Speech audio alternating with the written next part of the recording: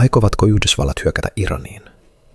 Sotilastermein tätä kutsuttaisiin niin sanotuksi maajoukko-operaatioksi, eli sotilasoperaatioksi, jossa joukkoja lähetetään suoraan alueelle. On viitteitä siitä, että Yhdysvallat valmistelee rajoitettuja maavoimien operaatioita joillakin saarilla Hormuzin-salmessa tai Persianlahdella.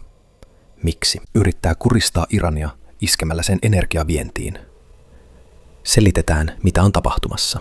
Donald Trump on kahdesti siirtänyt hyökkäystä Iranin energiasektoria vastaan, pidentäen 10 päivällä Iranille annettua määräaikaa avata Hormuzin-salmi uudelleen, siirtäen sen huhtikuun 6. päivään. Virallisesti Donald Trump sanoo odottamansa käynnissä olevia neuvotteluja, vaikka Iran kiistää niiden tapahtuvan. Donald Trumpin todellinen aikomus saattaa olla ajan voittaminen lisäjoukkojen lähettämiseksi alueelle. CNN ja Associated Press kertovat 2 pataljoonasta, jotka Yhdysvallat saattaa lähettää alueelle. Tämä tarkoittaa noin 1000–2000 sotilasta 82.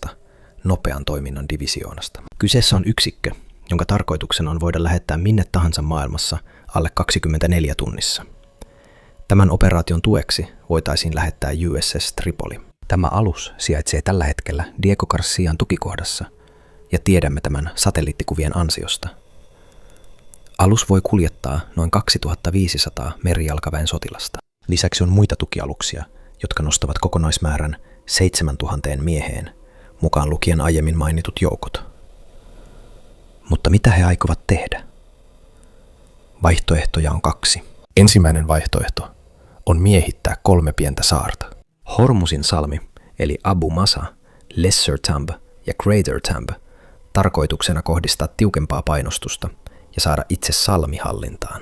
Toinen mahdollisuus on miehittää Kargin saari, joka sijaitsee Persianlahdella. Saari on jo aiemmin joutunut pommitusten kohteeksi, jotka ovat koskeneet sotilaskohteita, mutta eivät energia- ja öljylaitoksia. Koska saari on Iranille erittäin tärkeä öljynlastaussatama, jonka kautta kulkee noin 90% tuotannosta ennen vientiä. Kargin sotilaallinen miehitys olisi Irania kohtaan painostuskeino, sillä maa on hyvin riippuvainen öljyn viennistään. Iran on menettänyt hyökkäyskykyään, mutta voi silti jatkaa ohjusten ja droonien laukaisemista ylläpitääkseen riittävää painetta vastustajiinsa. Riskinä on, että Iranin energiainfrastruktuurin iskeminen voisi aiheuttaa samanlaisen vastareaktion, jolloin Iran keskittyisi iskemään Persianlahden monarkioiden vastaaviin rakenteisiin, jotka nekin ovat riippuvaisia energiaviennistä. Kun iskut kohdistuvat resurssituotantolaitoksiin ja suolanpoistolaitoksiin, nämä maat menettävät lähes kaiken taloudellisen toimeentulonsa ja suuren osan kotimaan veden tuotannosta.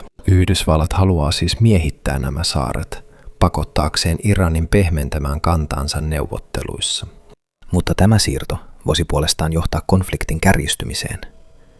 Mitä mieltä te olette? Kuten tavallista, lisätietoja löydätte kommenteista tai kuvauksesta.